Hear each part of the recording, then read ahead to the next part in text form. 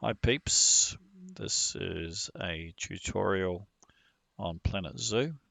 I thought I'd just do some up with the basics so you don't have to go through the whole tutorial. You can just watch this and get some animals into your enclosures.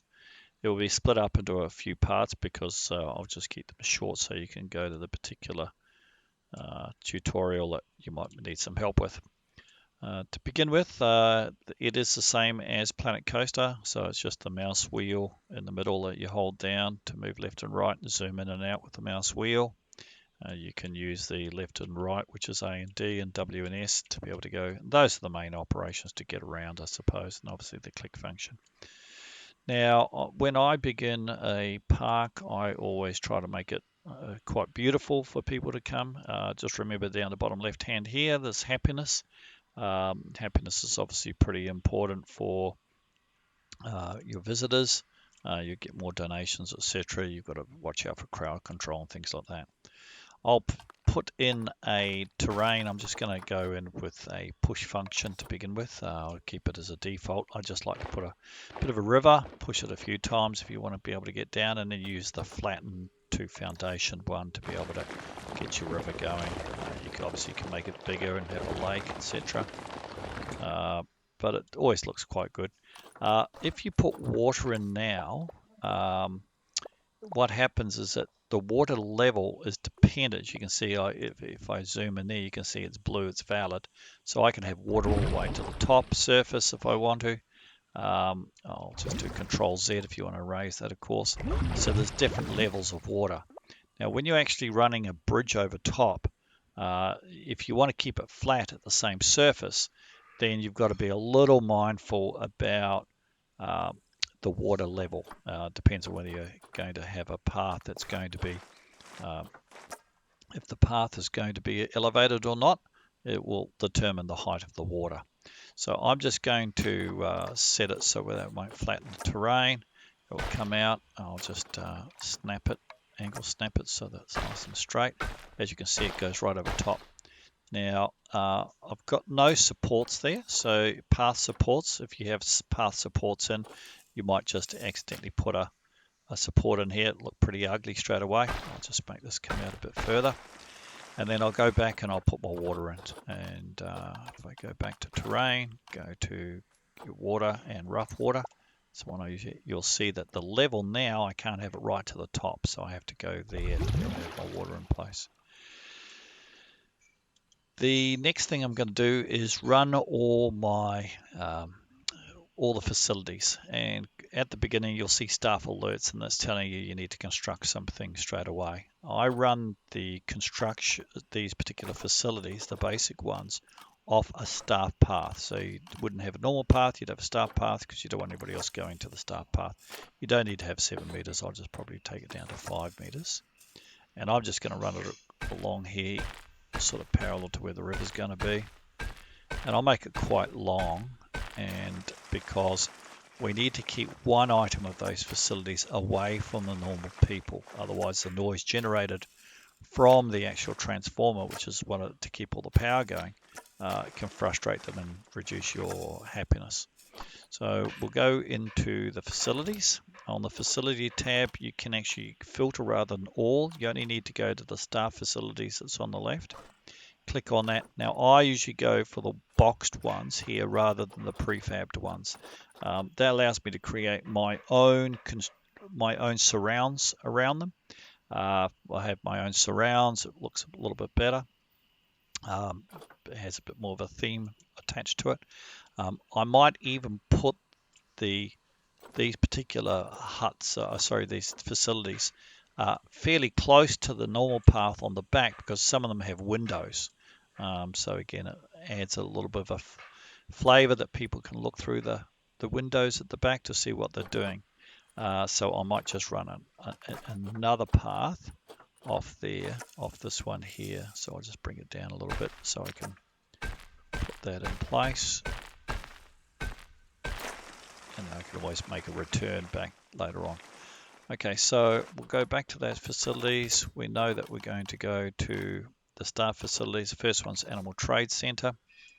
And we'll flip it around. Now I'm using the Z key to flip it around. You can just alter it by holding the Z key down and then moving left and right with the mouse. Obviously, I want it square, so I'm just going to put it there. You can always put it backwards to see if there's a window on the back of it. And I'm trying to put it roughly in the middle of the path. So you can see the left-hand yellow piece.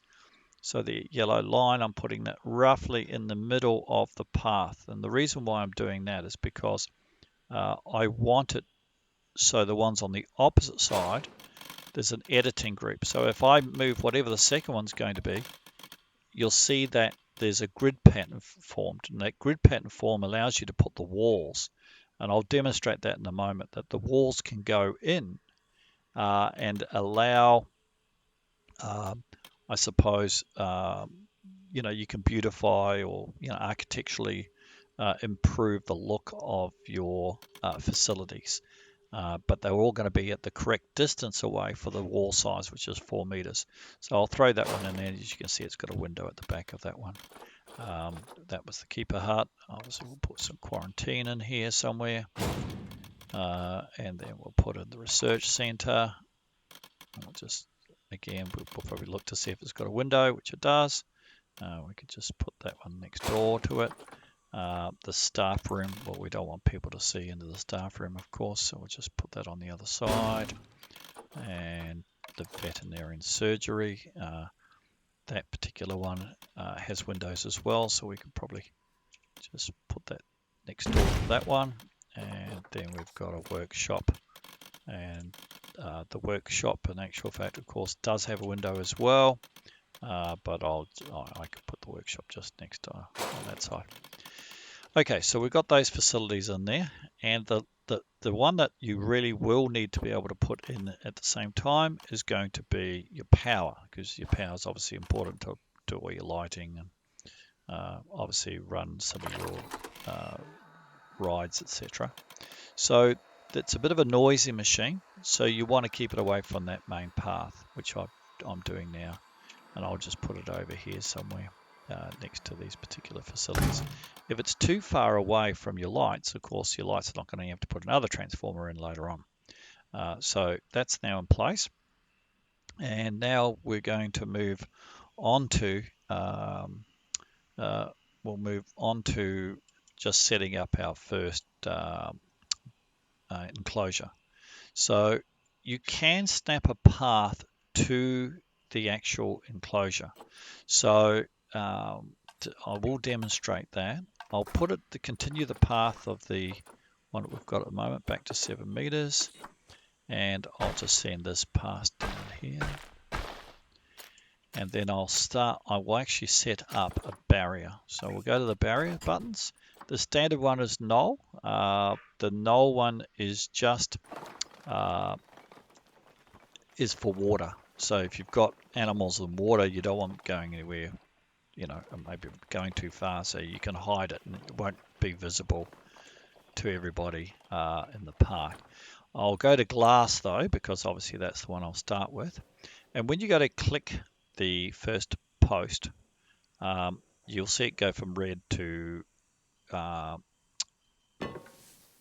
blue, and that allows you to be able to put them in place.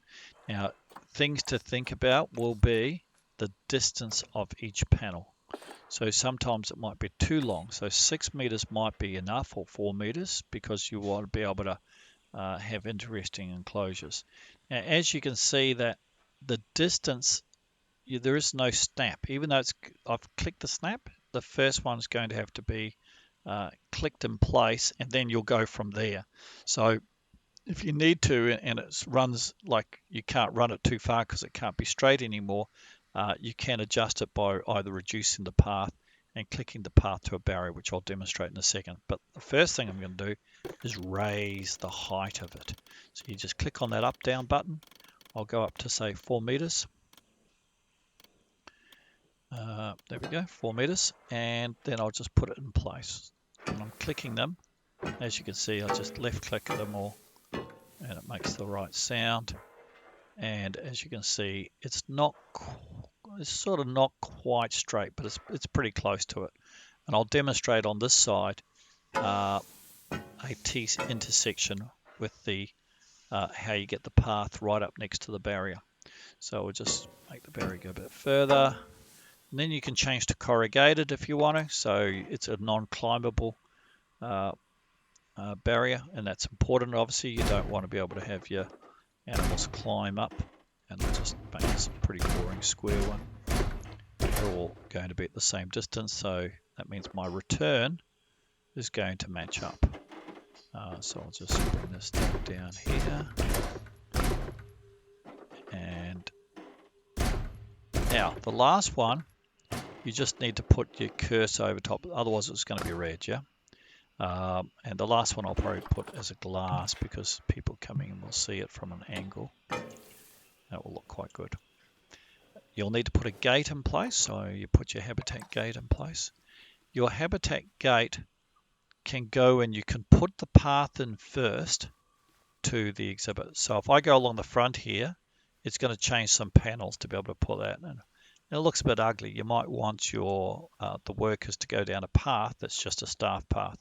So I'll just put the staff path in place, back to staff path, and I'll put in a smaller path.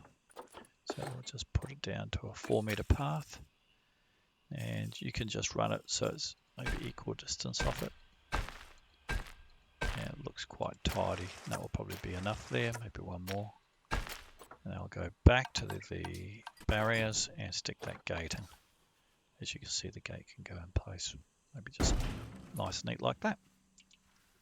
So that's how you do glass. Now I'm going to show you how you do a path that is going to be continuous. So I'm just going to continue it. Obviously, it's got to be a normal path.